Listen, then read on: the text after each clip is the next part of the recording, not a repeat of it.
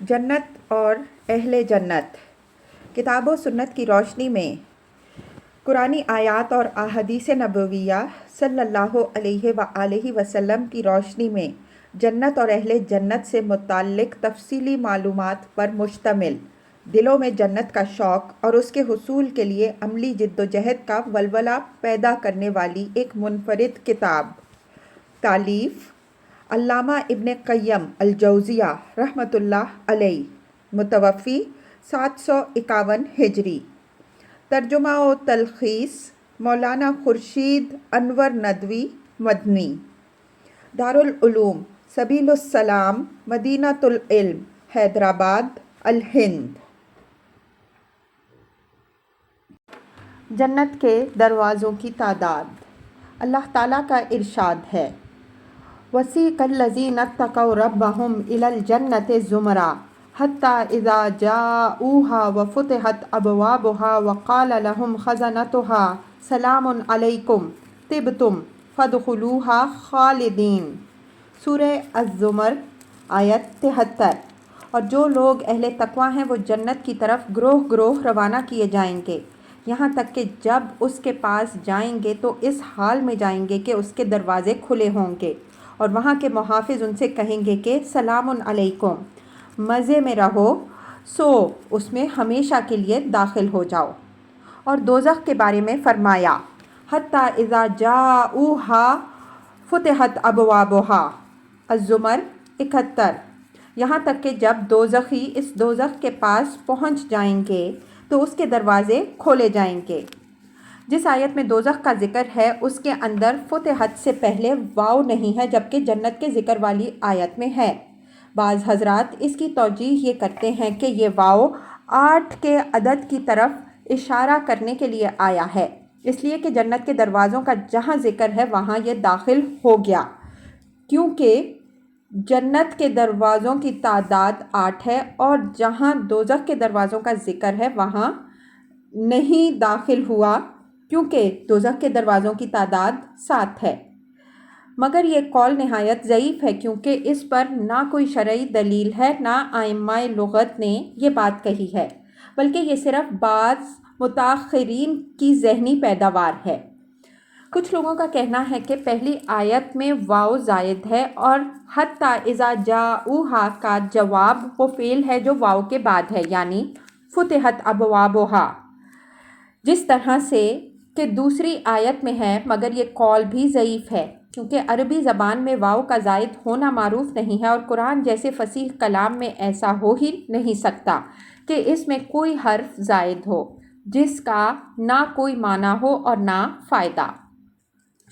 تیسرا قول یہ ہے کہ اس کا جواب محذوف ہے اور فتحت ابوابہا جاؤہا پر معطوف ہے۔ یہ قول ابو عبیدہ، مبرد اور زجاج وغیرہ نے اختیار کیا ہے۔ ابو الفتح بن جنی نے فرمایا، ہمارے اصحاب واو زائد ہونے کو صحیح نہیں سمجھتے، بلکہ ان کا یہ کہنا ہے کہ اس کا جواب محذوف ہے، جو قرینہ کی وجہ سے معلوم ہے۔ اب یہ سوال باقی رہ جاتا ہے کہ آخر جنت والی آیت میں جواب حذف کرنے اور دوزخ والی آیت میں اس کو ذکر کرنے میں کیا راز اور حکمت ہے؟ تو اس کا جواب یہ ہے کہ اس میں بڑی بلاغت اور لطیف نکتہ پوشیدہ ہے۔ وہ یہ ہے کہ فرشتے جب دوزخیوں کو دوزخ کی طرف اس حال میں ہنکا کر لے جائیں گے کہ دوزخ کے دروازے بند ہوں گے، اور ان کے آتے ہی فوراً بغیر کسی مہلت کے دروازے کھول دیے جائیں گے تاکہ اچانک وہ عذاب کا منظر دیکھیں۔ اس طرح ان کو نہایت ذلت اور رسوائی کا سامنا کرنا ہوگا، کیونکہ دوزخ اہانت اور رسوائی کا گھر ہے، لہٰذا اس میں داخل ہونے کے لیے دوزخ کے ذمہ داروں سے اجازت لینے کا کوئی سوال نہیں ہے۔ اس کے برخلاف جنت کا معاملہ ہے کہ وہ عزت و کرامت اور شرف و عظمت کی جگہ ہے، لہٰذا جب اہل جنت وہاں پہنچیں گے تو جنت کے دروازوں کو بند پائیں گے، پھر وہ اس کے مالک اور خزانچی سے دروازہ کھولنے کی درخواست کریں گے اور اولو العزم رسولوں سے سفارش کروائیں گے، مگر ہر ایک پیچھے ہٹے گا، یہاں تک کہ وہ خاتم المرسلین محمد صلی اللہ علیہ وآلہ وسلم کے پاس جائیں گے۔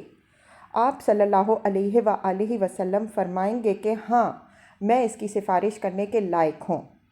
آپ صلی اللہ علیہ وآلہ وسلم عرش کے پاس تشریف لے جائیں گے اور اپنے رب کے سامنے سجدہ ریز ہو جائیں گے اور خوب دیر تک دعائیں کریں گے۔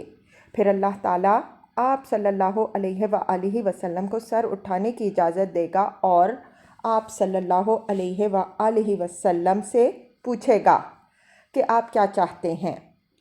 آپ صلی اللہ علیہ وآلہ وسلم اللہ تعالیٰ سے جنت کھولے جانے کی سفارش کریں گے۔ اللہ تعالیٰ آپ صلی اللہ علیہ وآلہ وسلم کی سفارش قبول کرے گا، پھر جنت کو کھولنے کا حکم دے گا، تب جنت کھلے گی اور جنتی جنت میں داخل ہوں گے۔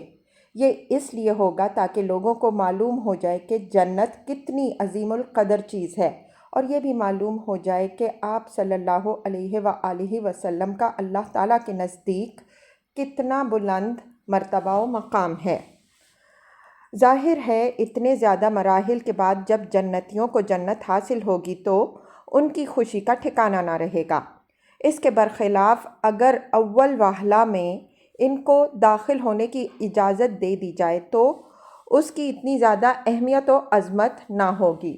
واللہ عالم۔ جنت کے دروازوں کی تعداد کے سلسلے میں متعدد صحیح و صریح روایات و احادیث بھی آئی ہیں۔ چنانچہ صحیحین میں حضرت سہل بن سعد رضی اللہ عنہ سے روایت ہے کہ رسول اللہ صلی اللہ علیہ وآلہ وسلم نے ارشاد فرمایا، جنت کے 8 دروازے ہیں جن میں ایک دروازے کا نام ریان خوب سیرابی ہے، اس سے صرف روزہ دار داخل ہوں گے۔ بخاری و مسلم۔ ایک اور روایت صحیحین ہی میں ابو ہریرہ رضی اللہ عنہ سے مروی ہے کہ رسول اللہ صلی اللہ علیہ وآلہ وسلم نے ارشاد فرمایا، جو شخص کسی بھی چیز کا جوڑا اللہ کی راہ میں خرچ کرے گا اس کو جنت کے دروازوں سے یہ کہہ کر پکارا جائے گا کہ اے اللہ کے بندے، یہ تو نے بہت اچھا کیا۔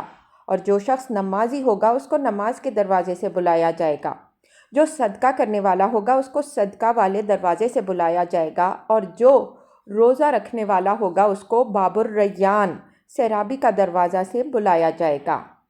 یہ سن کر حضرت ابو بکر رضی اللہ عنہ نے عرض کیا، اے اللہ کے رسول صلی اللہ علیہ وآلہ وسلم، میرے ماں باپ آپ پر قربان، اگر کسی کو ان دروازوں سے بلایا جائے تو اس کو اس کی ضرورت نہیں، کیا کوئی ایسا بھی ہے جس کو ان تمام دروازوں سے بلایا جائے گا؟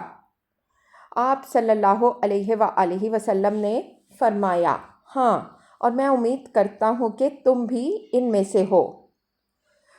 صحیح مسلم میں حضرت عمر بن خطاب رضی اللہ عنہ کی روایت ہے کہ نبی اکرم صلی اللہ علیہ وآلہ وسلم نے ارشاد فرمایا، تم میں جو شخص وضو کرے اور خوب اچھی طرح وضو کرے پھر یہ دعا پڑھے، اشہد ان لا الہ الا اللہ وحدہ لا شریک لہ واشہد ان محمدًا عبدہ ورسولہ، تو اس کے لیے جنت کے 8 دروازے کھول دیے جائیں گے، جہاں سے چاہے داخل ہو۔ امام ترمذی نے تشہد کے بعد اس دعا کا بھی اضافہ کیا ہے، اللہم اجعلنی من التوابین واجعلنی من المتطہرین، اے اللہ مجھے توبہ کرنے والوں اور پاکی حاصل کرنے والوں میں بنا۔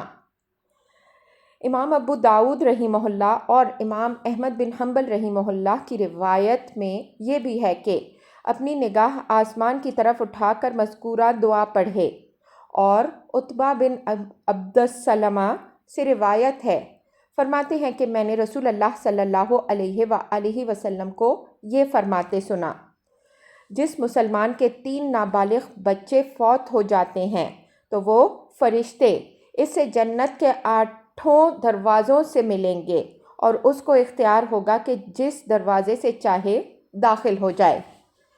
ابن ماجہ کتاب الجنائز۔ جنت کے دروازوں کی وسعت۔ حضرت ابو ہریرہ رضی اللہ عنہ سے روایت ہے، فرماتے ہیں کہ رسول اللہ صلی اللہ علیہ وآلہ وسلم کے سامنے ایک پیالہ رکھا گیا جس میں سرید اور گوشت تھا۔ آپ صلی اللہ علیہ وآلہ وسلم نے دست کا گوشت منتخب کیا کیونکہ وہ آپ کو بکری کے گوشت میں سب سے زیادہ پسند تھا۔ آپ صلی اللہ علیہ وآلہ وسلم نے اس کو نوچا، پھر آپ صلی اللہ علیہ وآلہ وسلم نے فرمایا، میں قیامت کے دن لوگوں کا سردار ہوں گا۔ پھر دوبارہ گوشت کو نوچا اور فرمایا، میں قیامت کے دن لوگوں کا سردار ہوں گا۔ جب آپ صلی اللہ علیہ وآلہ وسلم نے صحابہ رضی اللہ عنہم اجمعین کو دیکھا کہ وہ آپ صلی اللہ علیہ وآلہ وسلم سے کچھ نہیں پوچھ رہے ہیں، تو آپ صلی اللہ علیہ وآلہ وسلم نے فرمایا، کیا تم یہ نہیں پوچھو گے کہ وہ کیسے؟ صحابہ رضی اللہ عنہم اجمعین نے عرض کیا، وہ کیسے اے اللہ کے رسول صلی اللہ علیہ وآلہ وسلم؟ آپ صلی اللہ علیہ وآلہ وسلم نے فرمایا، قیامت کے دن تمام لوگ رب العالمین کے سامنے اس طرح کھڑے ہوں گے کہ پکارنے والی کی آواز سب کو پہنچے گی اور نگاہ ان کا احاطہ کرے گی۔ پھر انہوں نے شفاعت والی پوری حدیث بیان کی۔ اس کے آخر میں یہ ہے کہ آپ صلی اللہ علیہ وآلہ وسلم نے فرمایا، پھر میں جاؤں گا اور عرش کے نیچے اپنے رب کے سامنے سجدہ میں گر پڑوں گا۔ پھر رب العالمین مجھ کو ایسے مقام پر بٹھائے گا جس پر نہ اس سے پہلے کسی کو بٹھایا ہوگا، نہ اس کے بعد کسی کو بٹھائے گا۔ میں کہوں گا کہ اے میرے رب، ہائے میری امت، ہائے میری امت۔ اللہ تعالیٰ کہے گا، اے محمد صلی اللہ علیہ وآلہ وسلم، اپنی امت میں سے ان لوگوں کو جن پر کوئی حساب کتاب نہیں ہے داہنے دروازے سے داخل کرو۔ اس کے علاوہ جو دروازے ہیں وہ ان میں اور لوگوں کے ساتھ شریک ہوں گے۔ اس ذات کی قسم جس کے قبضہ قدرت میں محمد صلی اللہ علیہ وآلہ وسلم کی جان ہے، جنت کے دروازوں کے دو پٹوں کے درمیان اتنا فاصلہ ہوگا جتنا مکہ اور ہجر کے درمیان ہے۔ بحرین میں ایک جگہ کا نام ہے جس کو ایک قول کے مطابق سن 8 ہجری میں اور دوسرے کے مطابق سن 10 ہجری میں حضرت علا بن الحردمی کے ہاتھوں فتح کیا گیا۔ یا آپ صلی اللہ علیہ وآلہ وسلم نے فرمایا، جتنا ہجر اور مکہ کے درمیان ہے، بعض روایت میں ہے جتنا مکہ اور بصرہ کے درمیان ہے۔ حضرت خالد بن عمیر العدوی فرماتے ہیں کہ عتبہ بن غزوان نے ہمارے سامنے ایک تقریر کی جس میں اللہ کی حمد و ثنا کے بعد انہوں نے کہا، بے شک دنیا اپنے اختتام کا اعلان کر چکی ہے اور پیٹھ پھیر چکی ہے، اور اس میں صرف اتنی مدت باقی رہ گئی ہے جتنی برتن سے پانی گرانے میں لگتی ہے۔ اس کے بعد تم ایسی جگہ جاؤ گے جس کو کبھی زوال نہیں ہے، لہٰذا بہتر سے بہتر تیاری کے ساتھ جاؤ۔ اور ہم سے یہ بیان کیا گیا کہ جنت کے دروازوں کے دو پٹوں کے درمیان 40 سال کی مسافت ہے، اور ان پر ایک دن ایسا آئے گا کہ بھیڑ کی وجہ سے وہ کھچا کھچ بھر جائے گا۔ یہ روایت موقوف ہے اور اس سے پہلے والی روایت مرفوع ہے۔ اگر اس روایت میں بیان کرنے والے سے مراد رسول اللہ صلی اللہ علیہ وآلہ وسلم ہے تو دونوں کے درمیان تطبیق کی یہ شکل ہوگی کہ اس سے جنت کے سب سے بڑے دروازے کی مسافت مراد ہے، اور اگر بیان کرنے والا نبی صلی اللہ علیہ وآلہ وسلم کے علاوہ کوئی اور ہے تو ابو ہریرہ رضی اللہ عنہ کی مرفوع روایت کو اس پر ترجیح دی جائے گی۔ لیکن امام احمد رحمہ اللہ نے اپنی مسند میں حکیم بن معاویہ کی روایت ان کے والد کے حوالہ سے نقل کی ہے کہ رسول اللہ صلی اللہ علیہ وآلہ وسلم نے فرمایا، تم 70 امتوں کو پاؤ گے اور تم سب سے آخر میں ہوگے، مگر اللہ کے نزدیک سب سے باعزت ہوگے، اور جنت کے دو پٹوں کے درمیان 40 سال کی مسافت ہے، تاہم ایک دن ایسا آئے گا جس میں وہ کھچا کھچ بھر جائیں گی۔ ابن ابی داؤد نے ایک روایت مرفوعاً نقل کی ہے، اس میں جنت کے دروازوں کی وسعت 7 سال کی مسافت بتائی گئی ہے۔ اور عبداللہ بن حمید نے اپنی مسند میں حضرت ابو سعید خدری سے نقل کیا ہے کہ رسول اللہ صلی اللہ علیہ وآلہ وسلم نے ارشاد فرمایا، جنت کے دو پٹوں کے درمیان کی مسافت 40 سال ہے۔ لیکن حضرت ابو ہریرہ رضی اللہ عنہ والی حدیث ہی سند کے اعتبار سے زیادہ صحیح ہے، واللہ اعلم۔ اور ابو الشیخ رحمہ اللہ نے اپنی سند سے عبداللہ بن عمر رضی اللہ عنہما کی حدیث نقل کی ہے کہ رسول اللہ صلی اللہ علیہ وآلہ وسلم نے فرمایا، جس دروازے سے اہل جنت داخل ہوں گے اس کی مسافت اتنی ہوگی کہ ایک ماہر سوار 3 دن سفر کرے، پھر بھی وہ اس پر اس طرح اکٹھے ہوں گے کہ ان کے شانے اپنی جگہ سے ہٹ جائیں گے۔ اس حدیث کو ابو نعیم نے ابو الشیخ سے نقل کیا ہے۔ یہ حدیث ابو ہریرہ والی مرفوع متفق علیہ حدیث کے مطابق ہے، کیونکہ مکہ اور بصرہ کے درمیان کی مسافت اگر ماہر سوار تیز ترین سواری پر دن رات سفر کرے تو وہ اتنی ہی مدت میں یا اس کے قریب اس مسافت کو طے کرے گا۔ جنت کے دروازے کیسے ہوں گے؟ ولید بن مسلم نے خالد سے اور انہوں نے حسن بصری سے مفتحۃ لہم الابواب کی تفسیر میں یہ قول نقل کیا ہے کہ جنت کے ایسے دروازے ہوں گے جو نظر آئیں گے، اور قتادہ سے نقل کیا ہے کہ وہ دروازے ایسے ہوں گے کہ اندر سے باہر کا اور باہر سے اندر کا نظر آئے گا، اور وہ خوب بولتے اور سمجھتے ہوں گے۔ ان سے کہا جائے گا کھل جا تو وہ کھل جائیں گے، اور اگر کہا جائے گا بند ہو جا تو وہ بند ہو جائیں گے۔ ابو الشیخ رحمہ اللہ نے بالسند حضرت فزاری سے نقل کیا ہے، فرماتے ہیں کہ جنت میں ہر مومن کو 4 دروازے ملیں گے۔ ایک دروازے سے فرشتے اس کی زیارت کو آئیں گے، دوسرے دروازے سے حور عین اس کے پاس ہوں گی، تیسرا دروازہ اس کے اور جہنم کے درمیان ہوگا جو بند رہے گا، وہ جب چاہے گا اس کو کھول کر اہل جہنم کو دیکھے گا تاکہ نعمت الہی کی قدر زیادہ سے زیادہ ہو، چوتھا دروازہ اس کے اور دارالسلام کے درمیان ہوگا، اس سے وہ اپنے رب کے پاس جب چاہے گا داخل ہوگا۔ ترمذی شریف میں انس بن مالک رضی اللہ عنہ کی روایت منقول ہے کہ رسول اللہ صلی اللہ علیہ وآلہ وسلم نے ارشاد فرمایا، میں سب سے پہلے جنت کے دروازے کی کنڈی پکڑوں گا، اور میں فخریہ نہیں کہہ رہا۔ ترمذی ہی میں شفاعت کرنے کے سلسلے میں لمبی حدیث آئی ہے، اس میں بھی یہ ہے، میں جنت کے دروازے کی کنڈی پکڑوں گا اور اس کو کھٹکھٹاؤں گا۔ اس سے معلوم ہوا کہ وہ حسی دکھائی دینے والی کنڈی ہوگی جو حرکت بھی کرتی ہوگی۔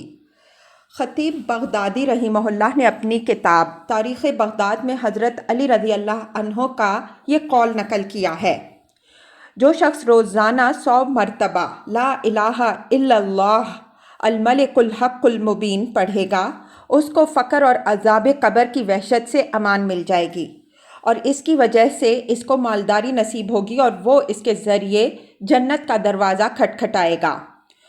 اور چونکہ جنت میں کئی درجات ہوں گے، بعض جنتیں سب سے اعلیٰ ہوں گی، بعض اس سے کم اور بعض اس سے بھی کم، اس لیے دروازوں کا سائز بھی جنتوں کے اعتبار سے مختلف ہوگا۔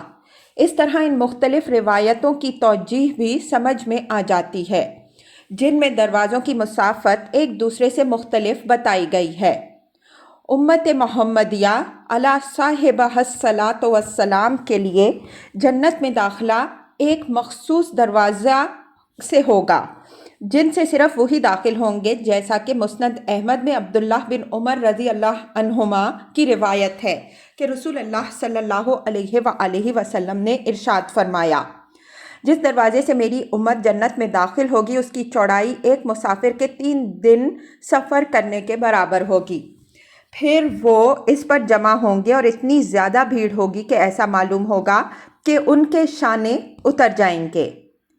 خلف بن ہشام البزار نے بالسند حضرت علی بن ابی طالب رضی اللہ عنہ سے روایت کیا ہے، فرماتے ہیں، جنت کے دروازے ایک دوسرے سے بڑھ کر ہوں گے، پھر انہوں نے یہ آیت پڑھی، حتی اذا جاؤہا وفتحت ابوابہا، یہاں تک کہ جب وہ جنت کے پاس آئیں گے اور اس کے دروازے کھولے جائیں گے۔ پھر فرمایا، ان کو جنت کے پاس ایک درخت ملے گا جس کی جڑ میں 2 چشمے بہہ رہے ہوں گے، وہ ایک چشمے سے پئیں گے تو ان کے اندر کی ساری گندگیاں دور ہو جائیں گی، اور دوسرے چشمے سے غسل کریں گے تو ان کے چہروں پر رونق آ جائے گی اور ان کے جسم پر خوش عیشی کی علامتیں ظاہر ہو جائیں گی۔ پھر کبھی ان کے سر پراگندہ نہیں ہوں گے اور ان کی جلد کبھی متغیر نہیں ہوگی۔ اس کے بعد انہوں نے یہ آیت پڑھی، طبتم فادخلوہا خالدین، تم پاکیزہ ہو تو تم اس میں جنت میں ہمیشہ ہمیش کے لیے داخل ہو جاؤ۔ جنتی اپنے گھر میں داخل ہوگا اور وہ اپنے گھر کو پہچانتا ہوگا۔ حور و غلمان اس سے ملاقات کر کے ایسے خوش ہوں گے جیسے گھر والے اپنے کسی عزیز سے مل کر خوش ہوتے ہیں جب وہ پردیس سے واپس آتا ہے۔ پھر وہ اس کی بیویوں کے پاس جائیں گے اور ان کو اس کے آنے کی اطلاع کریں گے۔ وہ کہیں گی، کیا واقعی تم نے اس کو دیکھا ہے؟ پھر وہ دروازہ پر آ کر کھڑی ہو جائیں گی۔ وہ اپنے گھر میں داخل ہو کر تخت پر ٹیک لگا کر بیٹھ جائے گا۔ جب وہ اپنے گھر کی بنیاد دیکھے گا تو معلوم ہوگا کہ اس کی بنیاد موتیوں سے بنائی گئی ہے۔ اس کو وہاں ہرے، لال، پیلے اور مختلف رنگ کے موتی نظر آئیں گے۔ پھر وہ اپنی نگاہ جنت کی چھت کی طرف اٹھائے گا۔ اس کی چمک اتنی زیادہ ہوگی کہ اگر وہ جنت اس کے لیے پیدا نہ کی گئی ہوتی تو اس کی نگاہ چکا چوندھ ہو جاتی۔ پھر وہ کہے گا، الحمدللہ الذی ہدانا لہذا وما کننا لنہتدی لولا ان ہدانا اللہ۔ تمام تعریفیں اس اللہ کے لیے ہیں جس نے ہمیں اس دین اسلام کی ہدایت دی۔ اگر وہ ہمیں اس کی ہدایت نہ دیتا تو ہم کبھی ہدایت نہ پاتے۔ جنت کہاں ہے؟ اللہ تعالیٰ کا ارشاد ہے، وَلَقَدْ رَآهُ نَزْلَةً أُخْرَى عِنْدَ سِدْرَةِ الْمُنتَهَىٰ عِنْدَهَا جَنَّةُ الْمَأْوَىٰ۔ النجم 13-15۔ اور انہوں نے اس فرشتہ کو ایک بار اور بھی دیکھا ہے سدرۃ المنتہا کے قریب، کہ اس کے قریب جنت المأویٰ ہے۔ یہ بات ثابت شدہ ہے کہ سدرۃ المنتہا آسمان کے اوپر ہے، اور اس کی وجہ تسمیہ یہ ہے کہ اللہ تعالیٰ کی طرف سے جو چیز بھی نازل ہوتی ہے وہ اس تک پہنچتی ہے۔ دوسری جگہ ارشاد ربانی ہے، وَفِي السَّمَاءِ رِزْقُكُمْ وَمَا تُوعَدُونَ۔ الذاریات 22۔ آسمان میں تمہارا رزق ہے اور وہ بھی جس کا تم سے وعدہ کیا جا رہا ہے۔ ابن ابی نجیح نے حضرت مجاہد کے حوالے سے بیان کیا ہے کہ وما توعدون سے مراد جنت ہے، اور ابن المنذر نے اپنی تفسیر میں مجاہد کے حوالہ سے نقل کیا ہے کہ اس سے مراد جنت اور دوزخ دونوں ہیں۔ لیکن اس پر اشکال یہ ہوتا ہے کہ دوزخ تو اسفل السافلین میں ہے، نہ کہ آسمان میں۔ اس کا جواب اس روایت میں دیا جا سکتا ہے جو ابو صالح نے ابن عباس رضی اللہ عنہ کے حوالے سے بیان کی ہے کہ خیر اور شر دونوں آسمان سے اترتے ہیں۔ اس طرح اس کا مطلب ہوا کہ جنت اور دوزخ کے اسباب اس تقدیر کے مطابق وجود میں آتے ہیں جو آسمان میں اللہ تعالیٰ کے ہاں ثابت ہے۔ ابو نعیم رحمہ اللہ نے اپنی کتاب صفحۃ الجنہ میں بسند عبداللہ بن سلام رضی اللہ عنہ سے نقل کیا ہے۔ وہ فرماتے تھے، اللہ تعالیٰ کی مخلوق میں سب سے زیادہ معزز و مکرم ابو القاسم صلی اللہ علیہ وآلہ وسلم ہیں، اور جنت آسمان میں ہے۔ ایک اور روایت انہوں نے عطیہ ان ابن عباس رضی اللہ عنہ کی سند سے بیان کی ہے کہ جنت 7ویں آسمان پر ہے، اور اللہ تعالیٰ قیامت کے دن جہاں چاہے گا اس کو منتقل کر دے گا، اور جہنم بھی 7ویں آسمان پر ہے۔ ابو بکر بن ابی شیبہ رحمہ اللہ نے اپنی سند سے عبداللہ بن عمر رضی اللہ عنہ کا اثر نقل کیا ہے۔ فرماتے ہیں کہ جنت سورج کی شعاؤں سے معلق ہے، وہ سال میں ایک مرتبہ منتشر ہوتی ہے، اور مومنین کی روحیں زور و زور کی طرح کے پرندوں میں ہوتی ہیں، وہ آپس میں ایک دوسرے کو پہچانتے ہیں اور ان کو جنت کے پھل کا رزق دیا جاتا ہے۔ اس اثر میں اور ما قبل کی روایت میں بظاہر تضاد معلوم ہوتا ہے، حالانکہ اس میں کوئی تضاد نہیں ہے، کیونکہ جنت سورج کی شعاؤں سے معلق ہے۔ اس سے مراد وہ انواع و اقسام کے پھل فروٹ ہیں جو اللہ سبحانہ و تعالی ہر سال ایک مرتبہ سورج کے ذریعے سے پیدا کرتا ہے، اور اللہ تعالیٰ نے دنیا کے نباتات کو اس لیے پیدا کیا تاکہ حقیقی جنت کی یاد تازہ ہوتی رہے، جیسا کہ دنیا کی آگ کو اس لیے بنایا تاکہ دوزخ کی آگ یاد آئے۔ ورنہ جو حقیقی جنت ہے اور جس کا عرض زمین و آسمان کے برابر ہے وہ سورج کی شعاؤں سے معلق نہیں ہے، بلکہ وہ سورج سے اوپر ہے اور اس سے کئی گنا بڑی ہے۔ صحیحین میں آپ صلی اللہ علیہ وسلم سے منقول ہے کہ جنت میں 100 درجے ہیں اور ہر 2 درجے کے درمیان زمین و آسمان کی مسافت ہے۔ اس سے معلوم ہوا کہ اس جنت نہایت اونچی اور بلند ہے۔ واللہ عالم۔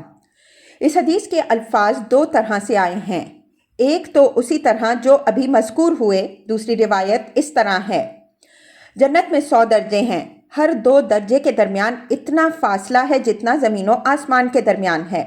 اللہ تعالیٰ نے اس کو اس کی راہ میں جہاد کرنے والوں کے لیے تیار کیا ہے۔ ہمارے شیخ علامہ ابن تیمیہ رحمہ اللہ کے نزدیک یہی الفاظ رائج ہیں، مگر اس حدیث کا یہ مطلب نہیں ہے کہ جنت کے صرف اتنے ہی درجے ہیں، بلکہ اس سے زیادہ بھی ہو سکتے ہیں۔ اس حدیث میں بیان کردہ عدد اس سے زیادہ کے منافی نہیں ہے۔ اس کی نظیر اس حدیث میں بھی ہے جس میں آپ صلی اللہ علیہ وسلم نے ارشاد فرمایا: اللہ تعالیٰ کے 99 نام ہیں جو اچھی طرح ان کا احاطہ کرے گا، ان کو یاد کر کے ان کے مطابق عمل کرے گا، جنت میں داخل ہوگا۔ اس کا مطلب بھی یہی ہے کہ اللہ کے بہت سے ناموں میں سے 99 نام ہیں۔ یہ مطلب نہیں ہے کہ اس کے صرف 99 ہی نام ہیں۔ ہم نے جو بات کہی کہ جنت میں 100 درجے سے زیادہ بھی درجے ہوں گے، اس کے صحیح ہونے کی قوی دلیل علماء کا اس بات پر اتفاق ہے کہ آپ صلی اللہ علیہ وسلم کا مقام جنت میں ایسی جگہ ہوگا جس سے اوپر کوئی درجہ نہیں ہوگا۔ جہاں تک ان 100 درجوں کا تعلق ہے تو ان کو تو آپ صلی اللہ علیہ وسلم کی امت کے افراد بھی اپنے جہاد کرنے کی وجہ سے حاصل کر لیں گے۔ جنت گنبد نما ہوگی، اس کا سب سے اوپر کا حصہ سب سے زیادہ چوڑا ہوگا اور اس کے بیچ میں جنت الفردوس ہوگی۔ اس کی چھت رحمان کا عرش ہوگی، جیسا کہ صحیح حدیث میں ہے کہ آپ صلی اللہ علیہ وسلم نے ارشاد فرمایا: جب تم اللہ سے مانگو تو جنت الفردوس مانگو، کیونکہ وہ جنت کے بیچ کا اور اس کا سب سے اونچا حصہ ہے اور اس کے اوپر رحمان کا عرش ہے اور اسی سے جنت کی نہریں پھوٹتی ہیں۔ جنت چونکہ بہت وسیع اور بلند ہوگی، اس لیے اس پر درجہ بدرجہ چڑھائے جائیں گے، جیسا کہ ابو داؤد اور ابن ماجہ کی روایت میں آیا ہے کہ آپ صلی اللہ علیہ وسلم نے فرمایا کہ قرآن پڑھنے والے سے کہا جائے گا: پڑھتا جا اور چڑھتا جا، تیری منزل اس آخری آیت پر ہوگی جس کو تو پڑھے گا۔ ابو داؤد کتاب الصلاۃ۔ اس حدیث کے 2 معنی ہو سکتے ہیں، ایک تو یہ کہ اس کی منزل وہاں ہوگی جہاں تک اس کو یاد ہے، دوسرا مطلب یہ ہو سکتا ہے کہ اس کی منزل وہاں ہوگی جہاں تک وہ اپنے یاد کیے ہوئے کی تلاوت کرے۔ واللہ عالم۔ جنت کی کنجی۔ جنت کی کنجی لا الہ الا اللہ کی شہادت ہے۔ مسند احمد۔ امام بخاری رحمہ اللہ نے اپنی صحیح میں وہب بن منبع رضی اللہ عنہ کی روایت نقل کی ہے۔ ان سے پوچھا گیا کہ کیا جنت کی کنجی لا الہ الا اللہ نہیں ہے؟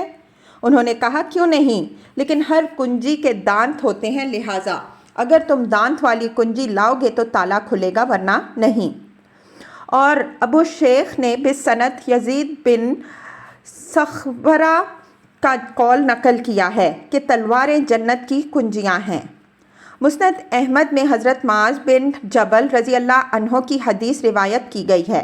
فرماتے ہیں کہ رسول اللہ صلی اللہ علیہ وسلم نے مجھ سے فرمایا: کیا میں تمہیں جنت کے دروازوں میں سے ایک دروازہ کا پتہ نہ بتاؤں؟ میں نے کہا کیوں نہیں؟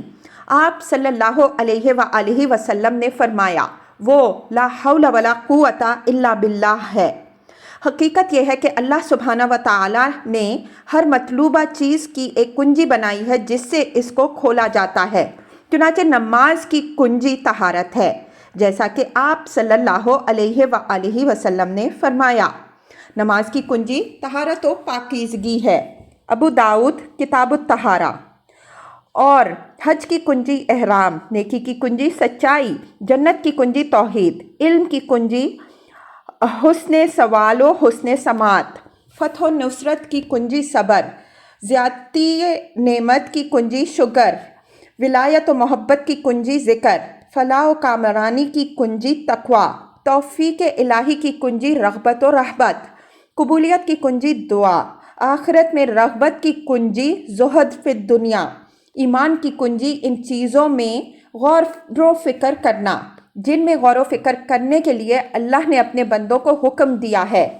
اللہ تعالیٰ کے ہاں اذن باریابی کی کنجی دل کو اس کے حوالے کر دینا اور محبت و بغض، کسی کام کے کرنے اور نہ کرنے میں صرف اس کی رضا تلاش کرنا، دل کو زندہ رکھنے کی کنجی قرآن کریم میں غور و تدبر کرنا، سحر میں تضرع اور گریہ و زاری کے ساتھ ساتھ تمام گناہوں سے دور رہنا، حصول رحمت کی کنجی اچھی طرح خالق کی عبادت کرنا اور اس کے بندوں کو نفع پہنچانا، رزق کی کنجی استغفار اور تقوی کے ساتھ کسب حلال کی کوشش، عزت و منزلت کی کنجی اللہ اور اس کے رسول صلی اللہ علیہ وآلہ وسلم کی اطاعت، آخرت کی تیاری کی کنجی امیدوں اور آرزوؤں کا دائرہ تنگ کرنا، غرض ہر خیر کی کنجی اللہ تعالیٰ کی طرف لپکنا اور دار آخرت کا شوق ہے، ہر شر کی کنجی دنیا کی محبت اور